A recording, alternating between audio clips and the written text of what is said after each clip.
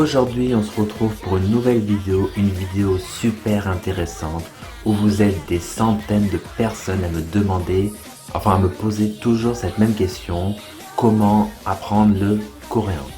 Vous qui me regardez, vous avez découvert la Corée du Sud, le pays du matin calme, et donc vous désirez apprendre le coréen car vous êtes vraiment tombé amoureux de ce pays. Mais malheureusement, tout comme moi et comme beaucoup, ne t'inquiète pas, toi qui nous regardes, tu n'es pas tout seul parce que tu t'es senti toi aussi abandonné et complètement perdu parce que tu sais vraiment pas par où commencer. Mais ça paraît vraiment trop dur. Mais comment je dois faire pour apprendre cette langue?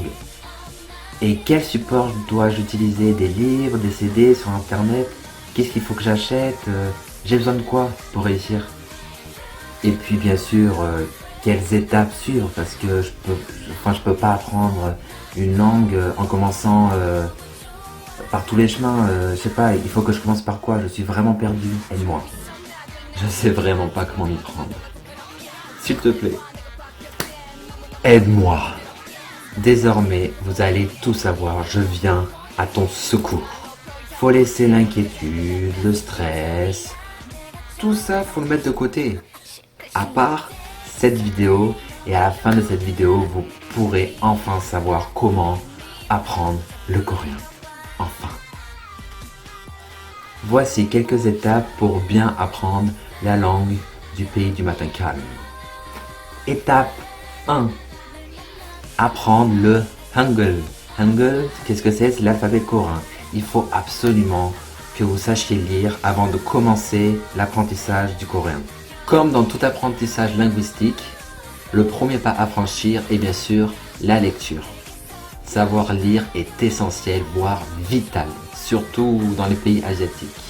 Même si l'anglais, même s'il y a de l'anglais un peu de partout, mais quand vous êtes sur l'autoroute en Corée, quand vous êtes sur la route, ou même quand vous vous trimballez quand vous vous promenez, dans les rues de Séoul, de Busan, de plein de villes en Corée, ben vous voyez que des enseignes avec marqué du coréen. Mais si vous savez pas lire, ben ça pose un peu souci. C'est un petit problème pour vous. Vous pensez qu'apprendre le coréen est très difficile, vous vous dites oh non, mais je vais même pas y arriver, c'est comme le chinois, c'est comme le japonais, il y a encore plein de signes, mais comment je vais faire? Non, je vous rassure, le coréen, pour moi en tout cas, c'est la langue asiatique la plus facile à apprendre, et ça a même été prouvé scientifiquement, oui, scientifiquement, parce que le coréen ne comporte pas beaucoup de signes, un peu plus qu'en français. Bon, en français c'est pas des signes, mais vous m'avez compris quoi. Comparé au chinois et au japonais, le coréen, le chinois il est là, le japonais il est là, et le coréen il est là quoi, c'est facile. En une matinée, enfin peut-être pas, mais en une journée, vous pouvez savoir lire correctement le coréen. Donc c'est une langue accessible. Pour vous, pour toi. Donc si vous voulez un peu savoir le truc, le Hangul, donc l'alphabet coréen, comporte 40 caractères. 24 caractères normaux, dont 14 consonnes et 10 voyelles. Et ensuite, s'ajoute à ça 16 diphtongues et double consonne. Combien de temps ça va me prendre? Très bonne question. Alors ça, je peux pas trop vous répondre, mais ça dépend de vous. Ça dépend de vous, de votre motivation et surtout de votre travail. Faut qu'il soit un peu faut pas qu'il soit irrégulier, mais faut qu'il soit régulier. Je m'explique. Donc comme je vous ai dit à l'instant, on peut facilement apprendre l'alphabet coréen en une journée, en 2 jours, en 3 jours, en 4 jours, en une semaine, en 2 semaines, en 1 mois, en 2 mois. 2 mois après c'est un peu inquiétant, mais je ne juge personne. Il y a des gens qui apprennent vraiment très facilement et d'autres où il faut un peu de temps. Et vous inquiétez pas, c'est très facile. Il faut avoir une mémoire visuelle et auditive en même temps parce qu'il va falloir percevoir les sons, voyelles, consonnes, et va falloir percevoir l'écriture, comment les écrire. Donc en gros, tu te mets dedans, tu te dis bon allez, aujourd'hui j'apprends le Hangul, ou cette semaine je bosse à fond l'alphabet coréen et après je vais pouvoir tout lire.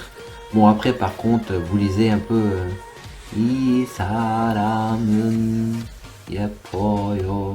Enfin, un peu genre, tu retournes en CP, quoi. C'est ce que ça m'avait fait, c'était un peu vexant. Mais bon, c'est comme ça. Et donc, un problème en moins. Maintenant, vous savez l'alphabet, et on passe à l'étape 2. Donc, l'étape 2, c'est bien sûr apprendre du vocabulaire. J'ai ma chienne qui aboie. Je sais pas si vous l'avez entendu, moi j'ai entendu. Bref, je disais que l'étape 2 c'était apprendre du vocabulaire de base. Pas du vocabulaire compliqué, mais juste la base. La base. La base. Après avoir fait le parcours du combattant, c'est-à-dire apprendre ce fichu Hangul, j'exagère un peu. Vous pouvez apprendre quelques expressions et vocabulaire. De base comme bonjour, au revoir, s'il te plaît, merci, de rien. Même si la plupart d'entre vous les connaissent déjà, je crois.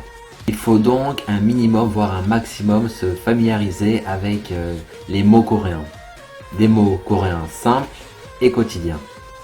Le plus dur est à venir. C'est pas pour vous faire peur. Hein. Non. Étape numéro 3. La grammaire. Oui, la grammaire. Je déteste, mais je déteste la grammaire, que ce soit en français, en anglais, je sais pas moi, en polonais, en chinois, je sais pas, dans toutes les langues, la grammaire, c'est vraiment, c'est mon point faible, mais je déteste ça. Bref, comme dans toute langue, il est essentiel de savoir la grammaire, de connaître même la grammaire pour savoir vous exprimer, savoir écrire normalement dans la syntaxe coréenne. Pour vous rassurer, c'est comme la conjugaison, la grammaire coréenne est très simple, elle est même beaucoup plus facile qu'en français. Quoique des fois, il y a quelques règles de grammaire, tu te dis comment elles ont été créées, quoi. C'est impressionnant. Mais c'est beaucoup plus facile qu'en français, je vous rassure. Encore heureux, ou sinon ce serait vraiment un vrai cauchemar, quoi, le calvaire. Vous imaginez si le coréen était plus dur que le français? Ah non, moi j'abandonne. Parce que le français, quand je vois mes amis coréens apprendre le français, mais je leur tire mon chapeau, quoi. Ah non, c'est trop dur. J'aurais pas la force. Non. Bref. Pour connaître un peu le truc, la syntaxe coréenne, en coréen, l'ordre d'une phrase se fait souvent de cette manière. Sujet, objet, verbe. Donc le verbe vient toujours en fin de phrase en coréen. On nommait le sujet en coréen lorsque le sujet désigné est connu aussi bien par la personne qui parle que par la personne qui écoute. En gros, le sujet de la phrase peut être déduit du contexte, ou alors on peut y avoir fait référence dans les phrases antérieures. Et enfin, les adjectifs fonctionnent parfois comme des verbes. Donc même si la grammaire coréenne est assez simple, elle reste tout de même assez complexe, quand même. Donc il faut vraiment bien se concentrer là-dessus. Il faudra faire preuve de logique, beaucoup de logique. Quatrième et dernière étape, entraînez-vous. Donc après toutes ces étapes, il faut absolument s'entraîner, à un rythme régulier. Mais comment? Il suffit juste de faire quelques exercices, 1, 2, 3 exercices par jour, ou tous les 2 jours. Écrire en coréen, construire des phrases en coréen, travailler sa prononciation, s'entraîner à l'oral, et même penser en coréen. Et enfin, regarder des dramas et bien sûr le plus important, discuter avec vos amis, vos correspondants coréens. Attention, vous leur parlez en écrit, le plus facile pour les plus timides d'entre vous, mais il faut aussi, le plus important c'est surtout l'oral. Pourquoi c'est plus important l'oral que l'écrit? Parce que pour des gens qui vont voyager en Corée, on peut vous demander d'écrire quelque chose, mais c'est vraiment, ça se fait pas. Donc du coup, vous allez plus vous servir de l'oral que de l'écrit. Donc l'oral est beaucoup plus important que l'écrit si vous voyagez en Corée. Après, si vous y travaillez, les deux, c'est sur la même balance, quoi. L'écrit vaut autant que l'oral et l'oral vaut autant que l'écrit. Donc vous l'aurez compris, afin d'apprendre le coréen, il faut être motivé et il faut savoir s'entraîner quotidiennement avec un... Comment on dit en français avec... je sais plus comment on dit, avec un truc régulier, quoi. Quels que soient vos projets, mais apprendre une langue est un bonus dans votre CV, même pour votre conscience, j'ai envie de dire. D'autant plus que la Corée commence de plus en plus à s'affirmer dans le monde. Une langue ne s'apprend pas en claquant des doigts, que ce soit en anglais, enfin, de l'anglais, du coréen, quelle que soit la langue, il faut travailler. Et pour ça, il faut pratiquer tous les jours, voire tous les 2 jours, si vous n'avez vraiment pas le temps. Bref, le plus possible. Si vous en avez l'occasion, voyagez en Corée, je vous le conseille. De 1, ça vous apporte tout le vrai côté culturel et non le côté drama K-pop que vous imaginez. Et de 2, c'est le meilleur moyen d'apprendre une langue. Il faut aller dans le pays pour apprendre la langue du pays. Par contre, juste un truc, évitez de vous entraîner, avec les paroles de K-pop. Car comme dans toutes les langues, dans le milieu musical, les paroles ne sont pas tout à fait correctes. Quand je dis pas très correct, c'est niveau grammatical. Niveau grammatical. Et d'ailleurs, elles sont pas très soutenues. Donc évitez à tout prix, s'il vous plaît, de vous entraîner avec des paroles de K-pop. Même si ça vous plaît, je sais, pour certains d'entre vous, mais non. Forget. Oublie. Mais par contre, vous pouvez vous entraîner en regardant des dramas. Je parle ici avec uniquement des choses matérielles, enfin du divertissement, je sais pas si vous voyez ce que je veux dire. En gros, la K-pop pour apprendre le coréen, je vous le conseille pas vraiment. Mais pour les dramas, vous pouvez même en abuser, ça vous fait travailler l'oral et ça vous fait travailler, quoi d'autre, la capacité à reconnaître certains mots. Et pour les plus motivés d'entre vous, un petit conseil qui fonctionne.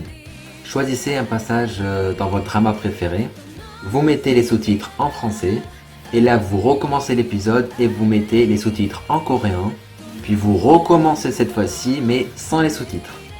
Je vous conseille de faire ça sur le site Viki, je sais pas si vous connaissez, je pense que vous connaissez mais pas tout le monde. Viki, un site pour regarder des dramas japonais, coréens, taïwanais, thaïlandais, chinois, plein de dramas.